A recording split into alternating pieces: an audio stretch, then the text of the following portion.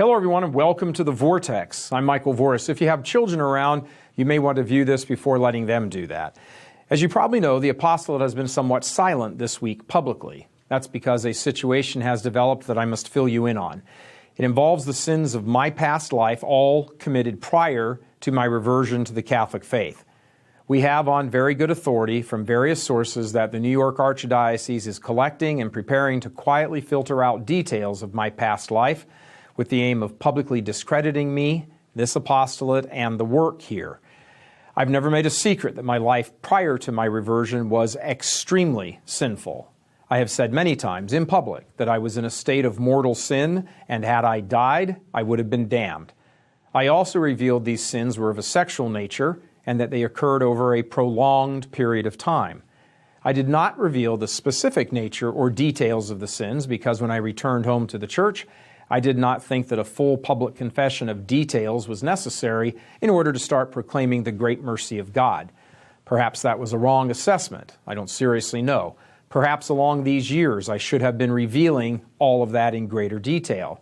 That, I now think so, but more on that in a moment.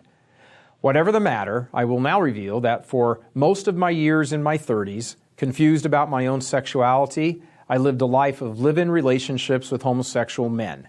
From the outside, I lived the lifestyle and contributed to scandal in addition to the sexual sins. On the inside, I was deeply conflicted about all of it. In a large portion of my 20s, I also had frequent sexual liaisons with both adult men and adult women. These are the sins of my past life in this area, which are all now publicly admitted and owned by me. That was before my reversion to the faith. Since my reversion, I abhor all these sins, especially in the world of the many, many other sins I have committed having nothing to do with sexuality. I gave in to deep pains from my youth by seeking solace in lust, and in the process, surrendered my masculinity. Many of you know the story of my mother's prayers and sacrifices in pleading to God on my behalf that I give up my sinful life and return home to the church. As a last resort, she prayed to be given whatever suffering needed so that I would be granted sufficient grace to revert. It was shortly after that prayer that her very early stage stomach cancer was detected, which she died from a few years later. During the last year of her life, I began to change by beginning to frequent the sacraments more often. When my mom died, God rest her soul, I pledged at her coffin that I would change. I said, "Mom, what you went through for me, you will not have gone through in vain." I returned fully and completely to the faith, and close to 2 years later, I began this apostolate. I was thrilled, over the top, with gratitude for what God had done for me through my mom and her suffering. He had rescued me from a miserable, horrible spiritual darkness where I lost almost all understanding of myself.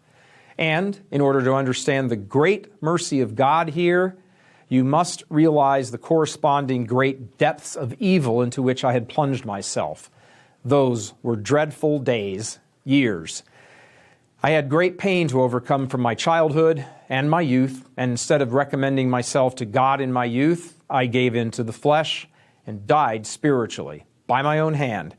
I shudder every time I think what would now be my lot had I died in a traffic accident or something.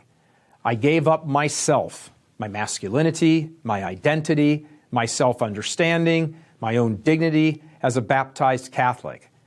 As I have said publicly, without the details, I lived a horrible life and would be in hell had I been killed before returning to the faith. I want to take a moment right now to apologize to anyone who is wounded in any way by this. I did not intend to deceive. I just didn't see the need to provide up-close detail of past sins in order to inform people of the faith.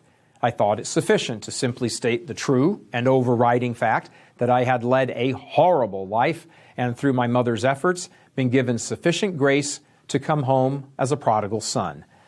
From the time of my return to the faith, I have wanted nothing than for others to experience the joy and life-giving truth of the Catholic Church, to know that the dead can be raised, to deeply consider what is truly meant by "with God all things are possible." All things are possible, though your sins be as scarlet. I shall make them as white as wool. Even the most seemingly difficult, never can happen, not in a million attempts kind of things. All things are possible. No thing is impossible for God. He can even restore your formerly shattered, confused sexuality. It does not matter. Whatever the issue, whatever the sin, whatever the depths of the deepest darkness, there is nowhere that God cannot come to you and rescue you. He did it for countless men and women with horrible, horrible lives who became saints. Paul, Augustine, Francis, Ignatius, Margaret of Cortona, the patron saint of reformed prostitutes. The church is filled with such stories, so much so that one could almost say it appears the mission of the church is to collect miserable sinners and turn them into saints. But that is exactly what the church's mission is. There is real power in the cross. It isn't just nice poetry and stuff of church songs. Lift high the cross of Christ indeed. St. Paul saw that when he was done murdering the first Catholics. I'm not portraying myself as a saint, but I am here today telling you everything about the transformative stuff of the faith is real. It's true. I know it's true. Through the teachings of this holy Catholic Church, established personally by the Son of God on St. Peter for my salvation, your salvation, through her sacraments, through her intrinsic power, I was given back my masculinity that I had squandered. I was restored to life. It is real, every last bit of it. And when you know it, you know it. And you want everyone else to know it. And you want to make sure nothing stops them from knowing it like you know it. It is freedom. It is joyful. Since our earliest days, what we do here has been a target of the diabolical. He has put forth too many traps for me to even recall. The goal has been to shut us down and end the mission because we constantly speak about the glory of the Catholic Church and its life-giving power. He doesn't want that message being heard. He wants people being ensnared. I have made many mistakes and missteps as the leader here, but in regard to this specific point, it was a mistake to not bring this forth earlier. I did not do it to deceive, again, but because I did not understand the necessity. Now I do.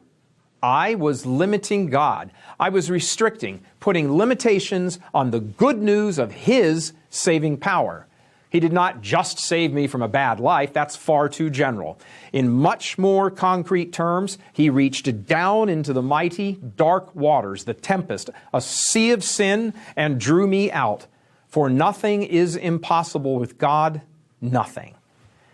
I do not know what the result of all of this will be. It is difficult to speak of, beyond unpleasant to recall.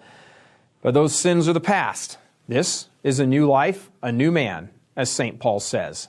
This is why, when I was in Fatima in person 5 years ago, I took advantage of the moment and I consecrated specifically my chastity to our Blessed Mother. That virtue which I had desecrated, I now asked to be consecrated, protected by her.